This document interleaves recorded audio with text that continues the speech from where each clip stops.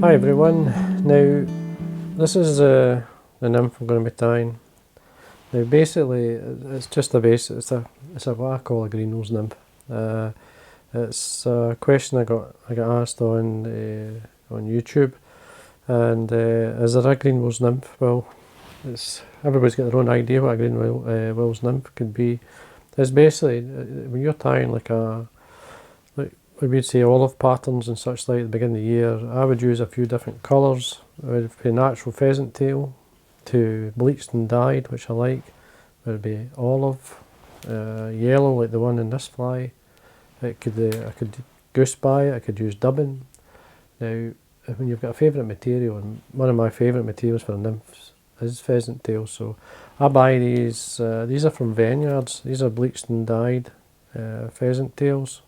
I don't do it myself because put it this way, it's a lot of work. So when you can buy it and you're happy enough with the colours, whether it be olive or whether it be natural or it's like this yellow. Now I like both the olive and the yellow. Both work when at the beginning, well, through the season, but it works extremely well at the beginning of the season. And I'm happy to put at least two of these on, whether it be the light or the dark, or even a grey works really well. They're just like basic colours that I know work, and then you get the size. Sizes 12s, 14s, 16s, but at the beginning of the season 12s, I do catch a lot in the 12, because mainly I'm fishing quite rough water, and nymphs are great to fish in running when you're fishing at a bit of speed. It does work obviously once you come out into the slacker water, but I do like to fish them in the faster water. Weighting them is, again, sometimes I weight them, sometimes I don't. Either you can use lead, or I'm just get some fine copper wire. So there's two or three ways you can actually tie these. Now what I'm going to do is I'm going to tie the Greenwells, the one I held up, this one. Basically straightforward. The copper wire is on a spool, makes it easier to bind. Just adding a wee bit of weight at the thorax, bring it maybe halfway down and then come back up. I'm using a ceramic bobbin holder, so it's very easy to apply. I put it on. Now that's fine, so I've got a nice, adds a wee touch of weight to it. You could use a heavier hook, it's up to yourself. This one here is from Full & Mill. This is an all-round, an all-purpose medium, sorry. It's kind of an all-round type hook. You can use it in dry flies, you can use it in nymphs, you can use it in wets. That's why I like it. Thread colour, I like the olive colour in the head. It's slightly dark. This is a nice colour that suits this fly. You could use the yellow, which brightens it up, but I like a darker head when I'm basically tying these nymphs. So brown, olive, anything like that would work. Now we just simply bind our thread down. Now see, when you come onto the copper wire, hold the waist piece quite tight, and this will control the turns, and you can see it covers really well.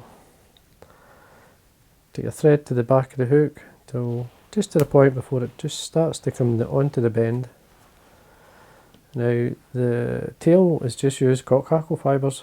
Got a small, this is a furnace type hackle, this is a small cock hackle. I like the stiffer fibre, and the tail, it lasts a wee bit longer than the hen. So, and don't be shy, just line up, pull 90 degrees from the stem of the feather, the tips will line up, tail them off. Want a nice wee fan-like tail, so round the body length, just catch that on the top. You check my length, go a wee bit longer than that. Now this turns actually onto the bare hook, so I can control it, and if I want I can come underneath like I would do, pull towards the eye, and that allows the tail to slightly flare, just as you would do a dry fly. And now the wee black tips, I like to see them. Just trim away the waste. The rib can be copper, this is a fine gold wire. It could just be the thread even, the thread, what colour onto it, this olive thread onto yellow works really well. Pheasant tail, we've got the bleached, as I say, it's bleached and dyed yellow. It's a nice colour, it works. So I mean, I've used this tail just for myself over the years, and I've used it in caddis flies as well. It's a really good body for a caddis. As I say, you can use anything really. Turkey bite. You could use dubbin, and you can use what you like. You can even use just the thread with a bit of yellow thread. The old salts. So it's tempting to use the old Bearsall salts. And it'd be a primrose yellow I'd use if I was going to do that. I'm going to come up to basically just onto the thorax a wee bit. Pheasant tail fibre, as you can see, I tied it in by the tip, close to the tip, and as I wind up, I'm just going to build the body up a wee bit by coming over the last turn to start to come up onto the thorax, and then I'm going to catch it. Now, because I'm winding towards myself, I've got to come over it with a turn and a turn on the hook. Do the same again, that'll hold it. You can spend a bit of time then lifting it on the top, just to bring it out of the way, because I'm going to bring it back and then use that as basically the thorax cover. It saves a bit of time and waste. So basically then what I want to do is rib it. Now the main reason for winding the pheasant tail towards myself, because I wind away, same with the wire, when you wind your wire up it's going to cross over the pheasant tail fibre and protect it, and at the same time you're going to see it, you'll see it much better. So looking about 5 turns, come up, catch in the wire, make sure it's secure. Now I'm just going to basically bend and break away the wire at this point. Going to come up a wee bit, and then I'm going to fold these fibres back. Now just put your nail on the top of it, and then I'm taking the thread slightly forward a wee bit, and then working up onto these the pheasant tail fibres. And if you look, they'll all come mainly in line. If you put your nail on it like this, you'll get a nicer thorax cover, a nice shape if you do that. And there we are. Now the thorax, this is just basically a rabbit fur, just natural rabbit. Just that it's got a nice bit of grey in it. It's got a bit of sort of, obviously the guard hair, which has got a bit of natural colour in it. So we just lightly dab it on. Now, to be honest with you, I usually take the thread to the front. I'm going to do that. So take it to the bottom of the thorax and work up. It's much easier to basically work up. And control the turn. Just spin the dubbin when you need to tighten up. You're looking for a nice profile, nice shape. You get to the, obviously in this case, the thorax cover, then you head back through. Just going to come back a wee bit. I want to stretch the dubbin so that when I come through I can hide the thread. Get to this point here, come a couple of turns. That's fine, that's just gives you the thickness you need and the colour. Now the hackle at the front, now you're looking for a soft hackle. It could be quite a few hackles you could use. This is just a Greenwells hen. It's quite light, this. It's quite a light colour. It's got that nice yellowy colour, I would call it ginger, which in nature that's what the colour looks like. And it's not too dark. When you tie it in by the tip, easiest way to locate the tip is just to use a hackle pliers. These are a tiny pair of hackle pliers. Now I've had these for a long time. These came from vineyards, and to be honest with you, they're the only basic player I use. I don't really use many other. I've got plenty of hackle pliers, but these are my favourites. So we basically locate the tip of the hackle, trim it so we leave enough to actually tie on. Now we've got wax on my thread, especially this point. You need the grip. Now, catch it on, and then just to give impression of the legs. And you don't want it too long. Maybe a turn or two. See how it looks like. Just a wee quick look. I'm just going to roll my fingers through the hackle, have a wee, see what it's like. That's fine. You don't want to overdo it. And then it's quite simple. Come down with 2 or 3 turns, remove the hackle pliers.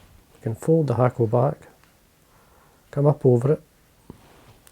Keeping the thread tight, I can either cut away or just nip it off. And then make a space for the pheasant tail to come through. Just drop the fibres down either side. Bring it over. over the top.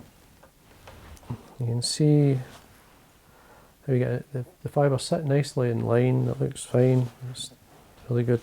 Again, a wee bit more. Just watch that hackle. Till she turns, and don't be shy with the head. Trim away the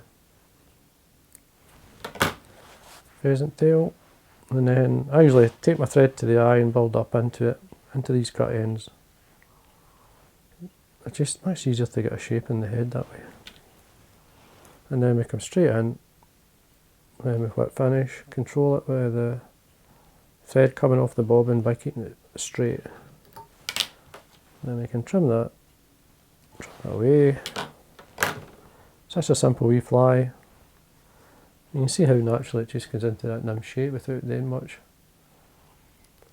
And there we are. That's a nice wee Greenwells light fly, Greenwells pattern.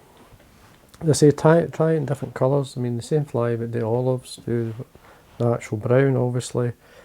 And when they're on the nymphs, or when they're feeding, just when the hatches start, just before the hatch starts is really good. Like, these are the flies. It's a nice shape. If you hold this fly to the light, or hold it up, you'll see that lovely profile. And then you can either a single coat or 2 coats of varnish if you want a nice shiny head. And there we are.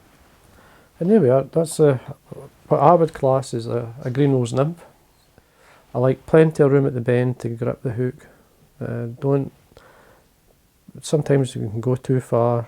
Whereas if you want to go catch and release, you need to be able to get the whole of the hook. And then I always say, I'll do it in here, but best to debar before if you're going to go catch and release.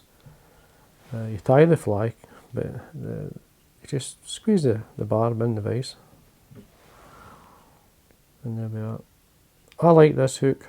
I like the shape. I like the weight. And I'm quite happy to debarb it. And as you can see, it does a really good job, especially a modern style hook. It actually debarbs really easy. So there we are. That's a quick tie in the Greenwells Nymph, or a version I tie.